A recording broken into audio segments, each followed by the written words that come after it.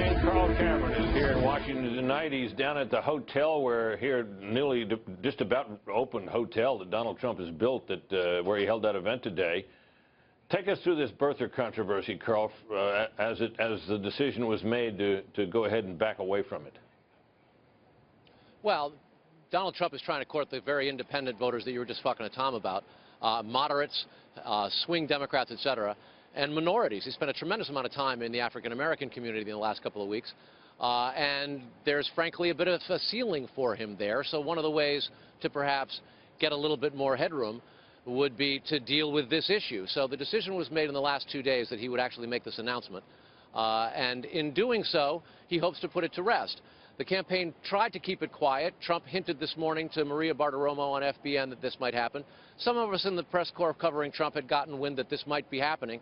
We were told at the beginning of the week it was going to be a news conference. It didn't end up being one today. He didn't take any questions, and he put the press, in the far back of a room. There was about 6 rows of 150 people in front of us. So even though an awful lot of reporters shouted questions at him at the end, we really didn't get any.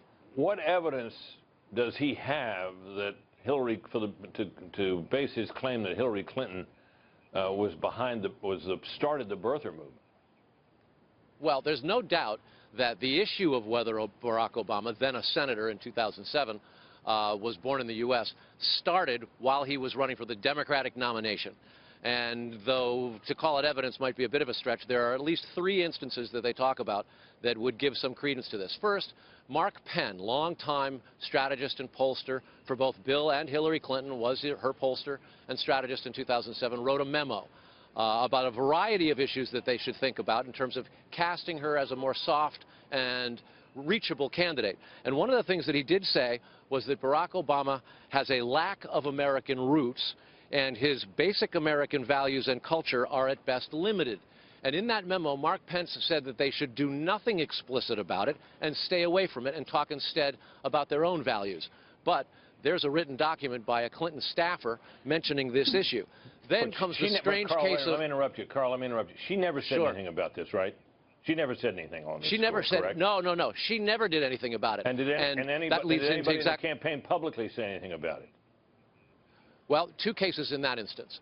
Patty Solis Doyle, who was Clinton's campaign manager back into the 2008 race, just today acknowledged again, this was public information at the time, that there was a volunteer coordinator in Iowa back in 2008 who essentially forwarded a bunch of emails. There were lots of emails going around in the campaign back then that Obama might not be an American and wasn't born in Hawaii but was born in Kenya. Well, when that Iowa volunteer forwarded it, she got sacked. And so there's evidence of the Clinton campaign trying to shut off any connection to it at all. Having said that, Donald Trump today really sort of tied the knot on it by saying, no, he was born in the U.S., he's a citizen. Okay, Carl, thanks very much. Trump's critics on the birther issue were not about to let him off the hook, and some pronounced the whole birther movement, if it can be called a movement, racist. Here's the point for people to remember in evaluating Donald Trump. He embraced a racist movement, the birther movement. But is birtherism really racism? Our nightly political panel is here from the Washington Times, Stephen Dinan, and from USA Today, Heidi Przybyla. Before we start, here is how Webster defines racism. Quote, a belief that race is the primary determinant of human traits and capacities, and that racial differences produce an inherent superiority of a particular race. So, panel, by that definition, is birtherism racism? Stephen? Look, birtherism, another ism, it's certainly ignorant. There are probably racists who are birthers, but, you know, birtherism itself is not racist to question where the president was born. As I said, it may be dumb, it may be ignorant. It's not the strict definition of racism. Either way, though, at this point, you know, with Donald Trump, who, as Carl said, did drive this issue, and it's not just Donald Trump, it's some of his top supporters. Joe Arpaio, Sheriff Arpaio, actually assigned his cold case posse squad to go and investigate this, and they came up with a bunch of questions that they raised about the documents that the White House actually put out, the proof. So it's him and his supporters have been the main drivers of the issue for years. Yeah, there seems very little doubt about that. No, absolutely. Other people may have only heard about it because Donald Trump and those around him said it. But again, Heidi, do you agree with Stephen about whether it meets the definition? I agree with the basic premise that it doesn't meet a textbook definition. But let's put this in proper context, because it wasn't just questioning whether he was born in this country. It was, in Donald Trump's words, maybe he's Muslim. Okay, and so the context of that is you have here the potential for yeah, but he could be a Muslim wherever he was born. The nation's, well, in the post 9/11 environment, you have the nation's first dark-skinned president, and what to Lynn's point.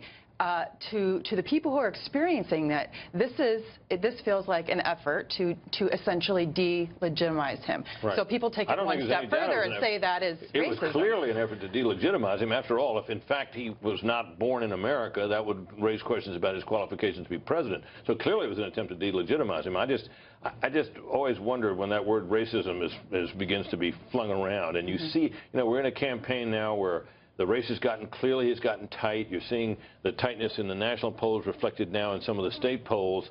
Whether this isn't a piece of artillery that Hillary Clinton and her supporters are only too glad to pull out and use because it's been effective in the past. That's pretty clear. It's pretty clear in terms of the timing of this. But it's on Donald Trump that he gave her this artillery to use in the first place by not renouncing it after the birth certificate came out. And he truly was trying to get the issue behind him today, but what contribution to that cause did blaming her for the beginning of the birther movement bring about?